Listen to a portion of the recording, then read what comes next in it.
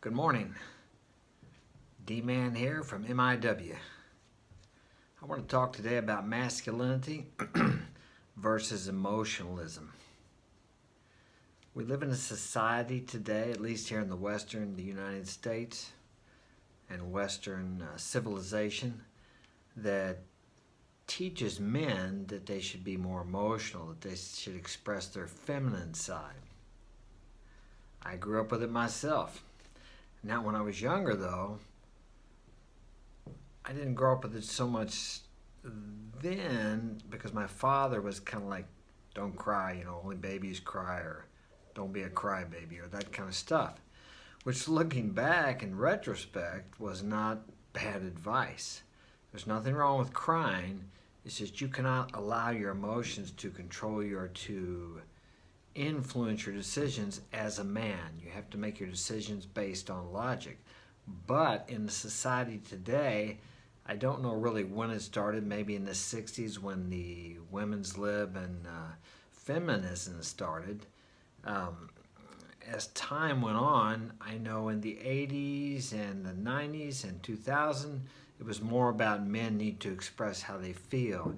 That if they expressed their emotions, they could relate better to women or would improve their chances of being able to have a nice woman if you could just relate to her on an emotional level. And what this does, it doesn't work.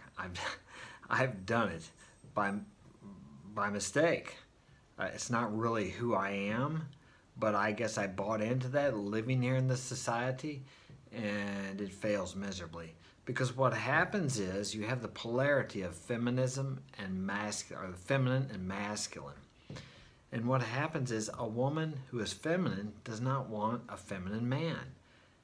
And when you start acting feminine, which is sharing your emotions and sharing how you feel and expressing your feelings, she's like turned off by that. And she doesn't even really know why.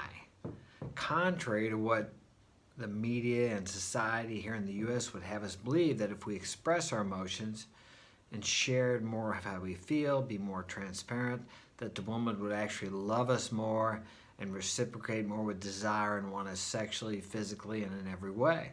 That it would make a more bonding relationship. And just the opposite is true. When you do this, this repels women, because you're trying to mix the feminine with feminine, and it just does not work. There has to be the polarity of the masculine and the feminine.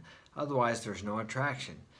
And when this happens, and I've experienced this both ways. I've experienced being the masculine man, the alpha type man, where the women were attracted to me. I had a steady girl, another steady girl. I had almost like a harem of girls.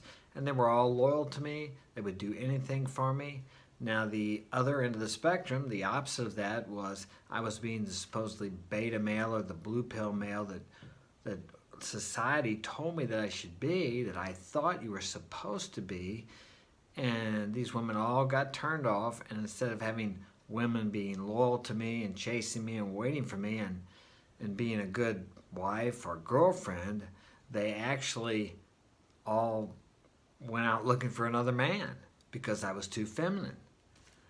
So this is real confusing for a lot of blue pill guys that think you're supposed to be that way because they've been programmed that way. As I said, even myself not being that way in my younger years until I was about 30, I became that way because I thought that was the way you were supposed to be. I thought that was what worked, when in reality that's not who I am. Sure, I have emotions like every man. All men deal with jealousies and insecurities. But you don't share these with your woman or with your girlfriend or with a girl you're going to meet or that you're dating or whatever. You share these things with her, then you're actually living or acting or being in your feminine. Now, all men have masculine and feminine traits, but to express these openly is actually being more in the feminine than the masculine, and this repels women. Women. It actually repels attraction. It kills attraction. And the women really don't even know why. How many times as a man have you seen a man that's taking care of his wife, he's a good father, a good worker, a good provider, and then 6, 7, 8 years after marriage, the wife leaves him for the guy who just got out of jail that's riding the Harley Davidson because he's masculine, doesn't even have a job. And he's sitting there bewildered thinking, why did she leave me? You know, I'm a good man. And she may even say to him, I have heard this before. You're a good father and a good husband, but I just can't live this type of life. I've been married 4 times. I've heard that before. So I know what happens. It's not just me, it's many, many men in the United States. Marriage in the United States is a death sentence for men. When you sign that marriage contract, as I said, I've been married 4 times, you are giving up your freedom and she is gaining hers, because she can take everything you have, kids, everything, and you're going to be working for the next 18 to 22 years if they decide to go to college to support her and the kids. I mean, how do you gain in that? Now, I used to believe in marriage, but that was in a time when the man actually had some power. And he had responsibility, but he actually had power too. Now men have all responsibility, but no power when it comes to divorce. So that is not a win-win situation for the man or the woman. Neither one benefits. The kids don't benefit. They need a male role model in the home, and they need female nurturing and love in the home. But too many times we have these kids and young men being raised up by single mothers, and the single mother cannot teach masculinity any more than I can teach nurturing or that I can breastfeed. So what we have is a lot of men who are not men. And many people badmouth masculinity, or as I say, they call it machoism or brutish or however they want to word it. But if it wasn't for the masculinity, we would not live in this great country we have today. It was the men from the beginning of time who have conquered, who have overcome, who have protected the women and the children, given their lives for them. Had they not been masculine, they would not have been able to do this. Many men, I say today, they're weak. They don't know any, I mean, they couldn't fight if they had to. How are they going to protect their woman? What are they going to do when the intruder breaks in the house? Call the police? That's what they're programmed to do. As I've said before, in school, I had 6 kids in school. I only have 2 now. But my 5 sons, the oldest is 20 and the youngest is 11, they teach them in school that if someone bullies them or starts hitting them, to cover up. To defend yourself is to be kicked out of school, automatic suspension. So they're teaching our children to be weak, to be submissive, to be passive to aggressive outside force. So what happens if, God forbid, we have a war sometime again, which we probably will eventually, or we're infiltrated and we actually have to have some hand-to-hand combat here?